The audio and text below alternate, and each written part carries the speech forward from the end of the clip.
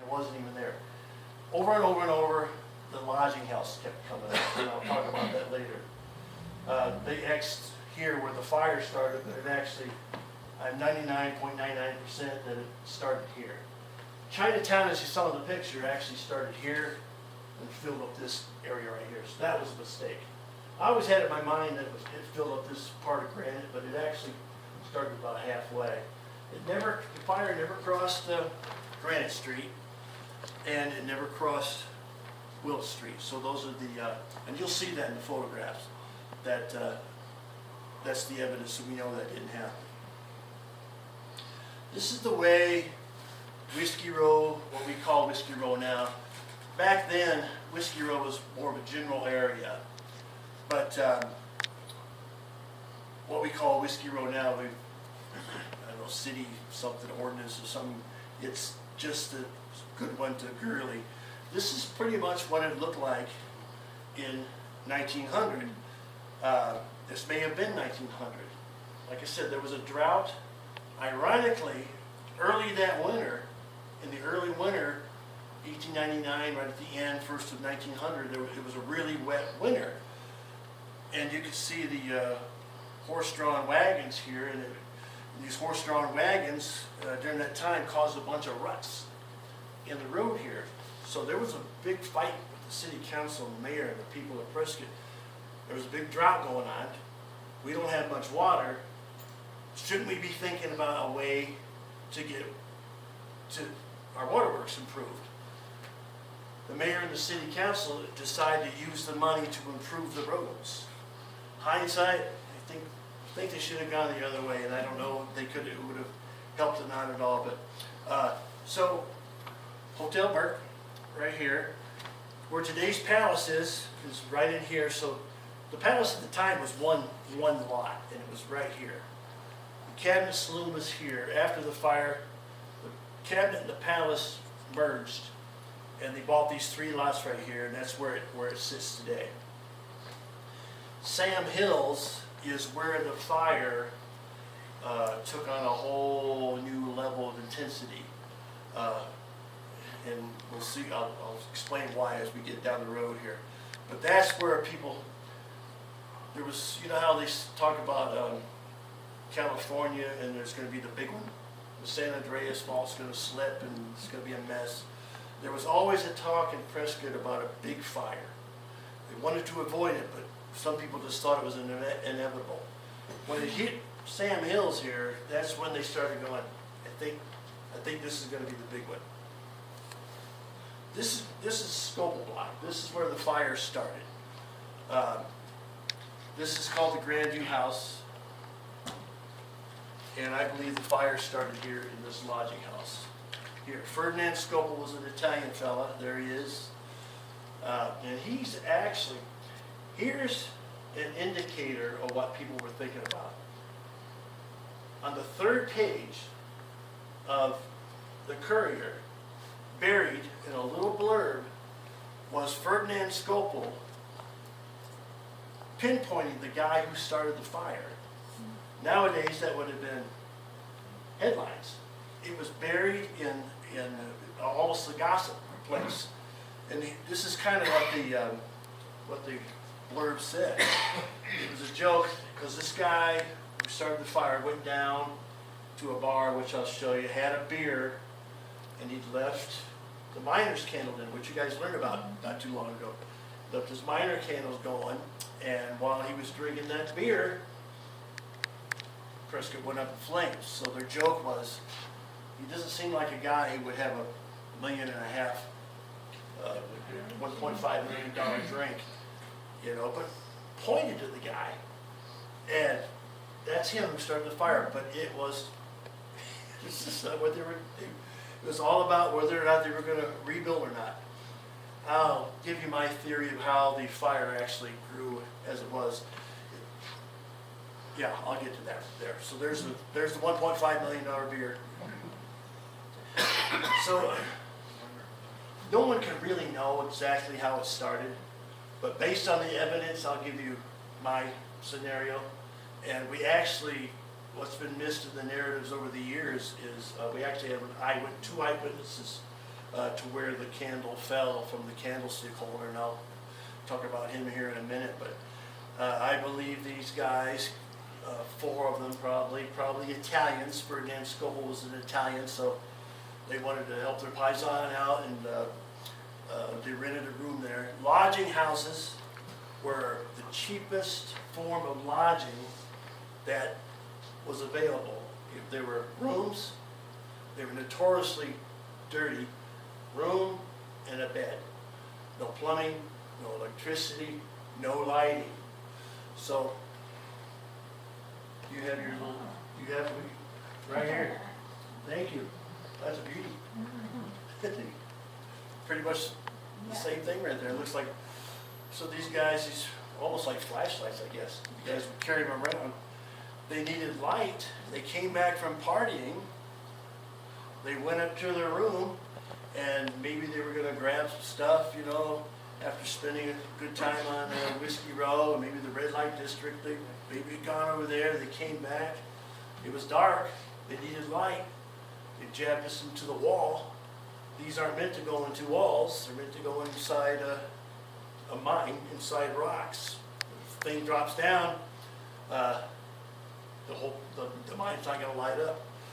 But they went, and we know at least one guy went down here to the cellar. This is called the cellar bar. It was kind of a brand new.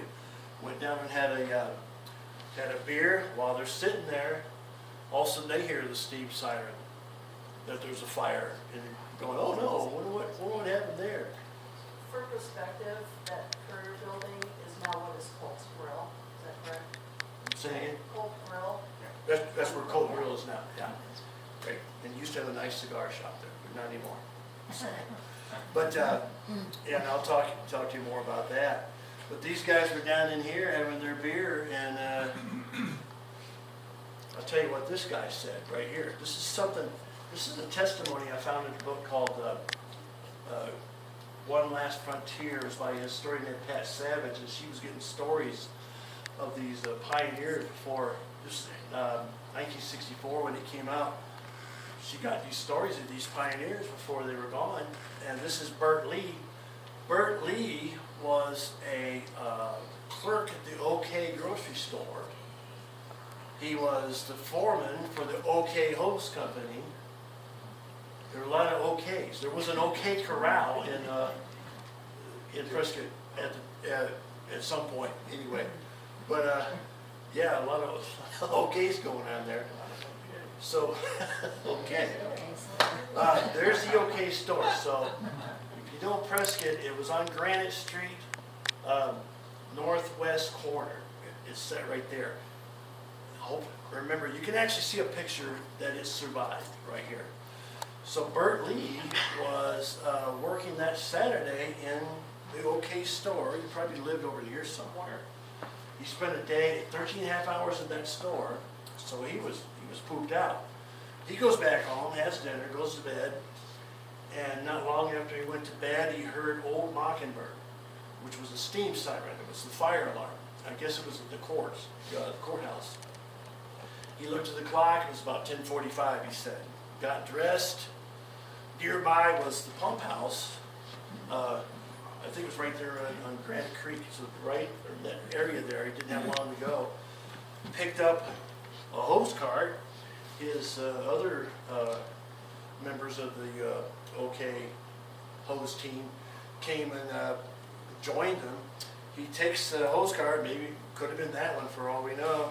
He had to get across Granite Creek. It was dry and got stuck. Horsemen came by at the time, threw him a lasso, pulled him out. They headed down Goodwin, across Goodwin, and you know there's an alley there now, but they came behind the OK Lodging House. There's an open space right here. Went up into the room. Bert Lee with his, he had he might have been a preteen. Young brother named Carl went up there with them. They grabbed the hose. They get there. He looks on the wall. There's the candlestick holder. From the candlestick holder, according to his testimony, had dropped and fell into a bed.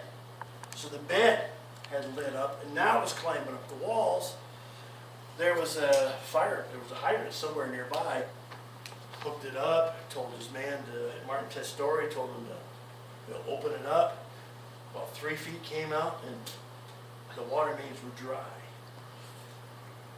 So they went about fighting the fire in another way, which I'll talk about, the dynamiting. But here's the thing, talk about a discovery, which made me wonder, I'm not a conspiracy guy, but I wondered, did they keep this part quiet? You don't need that one, we got one right here. The city water engineer, his name was John Love. This came in one of these reunions. He had a wagon and a horse, was drawn by a white horse, and it was a well-known sight. Heard that Mockingbird steam siren go off. He was at another job, and he comes down, takes a left on, takes a right on Gurley, corner Gurley, something like that. But anyway, he turns, he's coming down Montezuma, and he goes up to the reservoir, opens up the, whatever you would call it, releases the water into the mains, but no one knew. It was after they did this, no one knew that there was water in the mains. And he stayed there, and he must have let out just enough or something like that. For the bulk of the fire, they didn't know there was water in the mains. And I'm going to give you my theory based on the evidence here. When they found out that there was water in the mains, but when I saw that, I went, oh my God, could this thing have been prevented? You know, when I read it, I go, they must have kept that quiet. This is something they didn't want to hear. You know.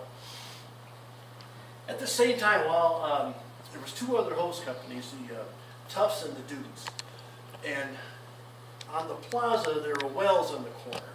This is the corner of Goodwin and Montezuma, and there was one right here, and I call it the Well of Hope because people came out of the saloons and whatever they were doing, and they were all gathered around to hopefully see that fire get put out so they could keep partying. I guess it was a really big party night.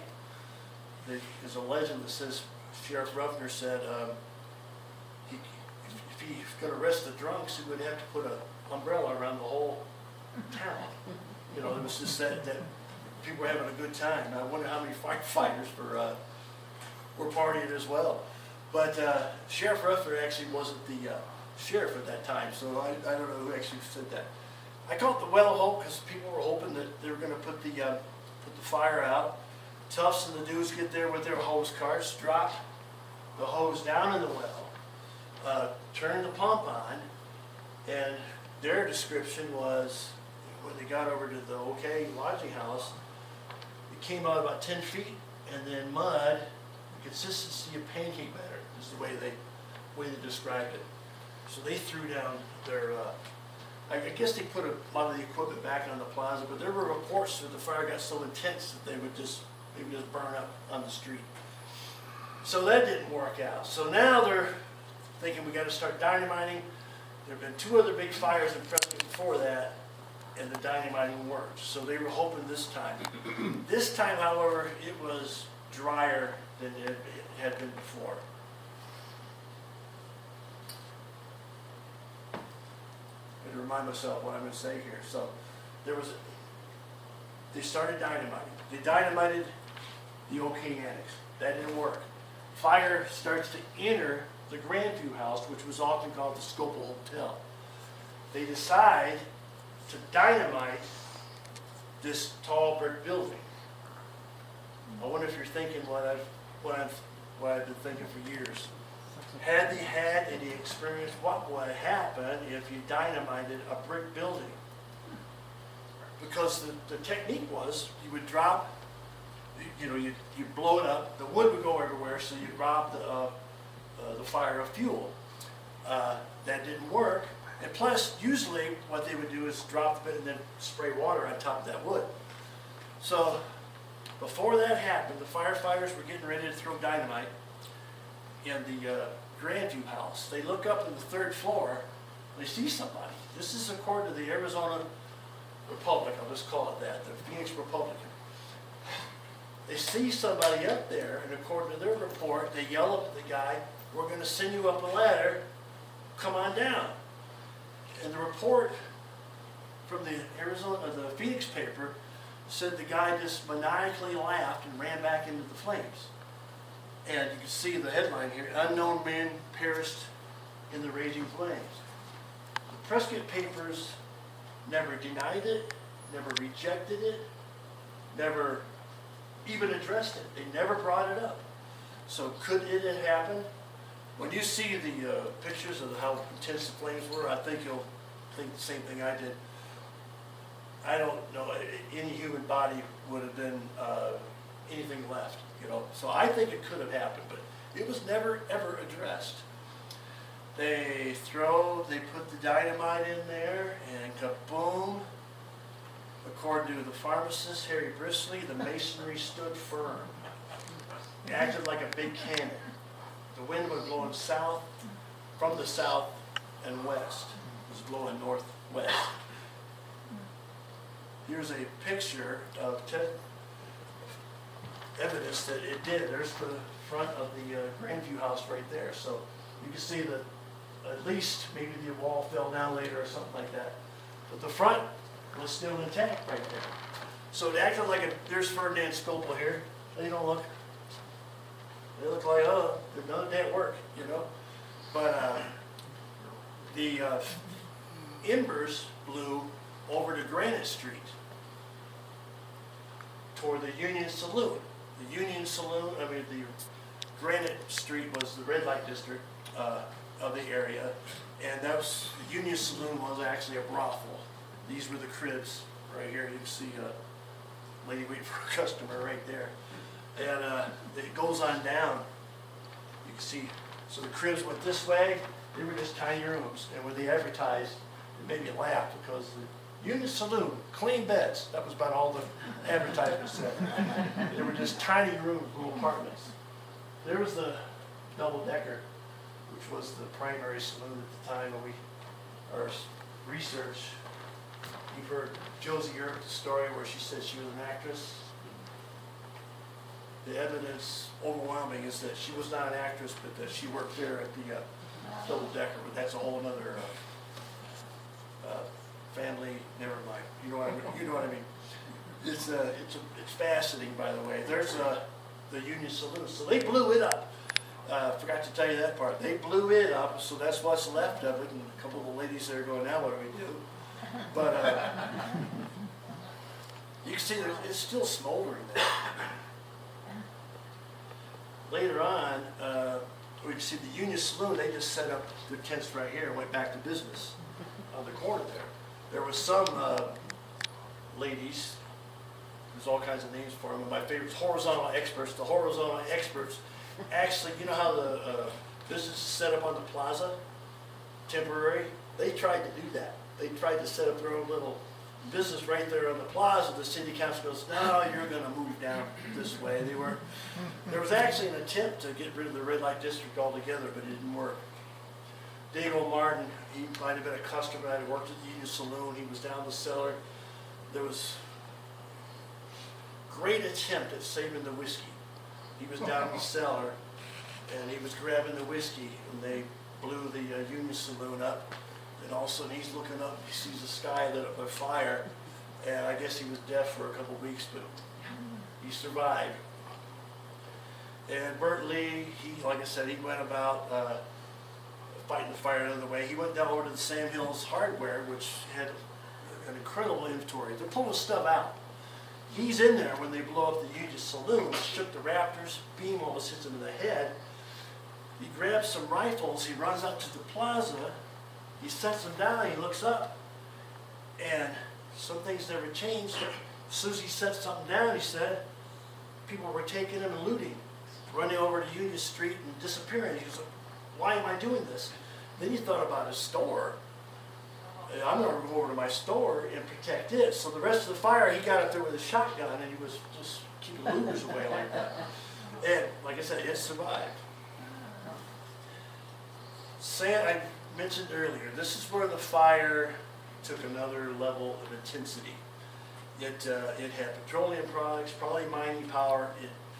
It had all kinds of stuff that was explosive and flammable, and they didn't have time to get the stuff out. So the fire, like I told you, the embers blew over to Granite Street, so this part of Whiskey Row, Montezuma Street, got attacked from behind. So the fire entered Sam Hills from behind. That year, they canceled the fireworks. It was dry, but there was also hope that the Rough Riders were going to be in town, and Theodore Roosevelt was going to be in town. They were going to have a reunion, so they were saving up money. They didn't have fireworks, so a lot of people commented, "Well, we got fireworks now." They said that if it wasn't so terrible, it was just spectacular. So now the fire is a whole new level of intensity. It created its own wind pattern. It's heading up toward the Burke. Got people over there. There was a Western Union Telegraph man there. He was sending messages off to Congress and Jerome and Phoenix, so reports were going out. You can see what's left of Sam Hills now. The Heritage Center is there now. Now you can see the Chinatown intact. This area was nicknamed the Badlands. Whiskey Row and the Red Light District together was called the Badlands. They were saying, well, the Badlands are gone. And up toward the cabinet. Like I said, this is where the palace is now. The cabinet is now the palace, by the way. There's the interior of the palace, of the cabinet. It had a cabinet of ore specimens that was very valuable. It was kind of famous, and a lot of people tried to buy it, but they always said no. I think they regretted it because it was destroyed. So they're going to dynamite the cabinet. Tommy Robinson, he was a firefighter, brings in dynamite. He tells Barney, he goes, "What are you going to do with that?" He's like, "I'm going to blow up your place." And this is one of those stories told in the reunions. And I said, "Where are you going to put it?" "In the ice chest." And in the language that they often wrote, I don't know if they really talked that way or not. It's too bad for the ice chest, but there's the ice chest there. So they blew it up. Barney later said, "I left my jacket full of money on a chair over here." And he lamented that almost as much as losing his business. After the fire, the cabinet owners and the palace owner, Robert Brown, got together and they decided to build what you see today. Now it's heading toward the palace. Everybody knows the story. Am I right? Bar being pulled out. How'd they look that thing? I got news for you. Hold on just a second. I don't think it's that heavy.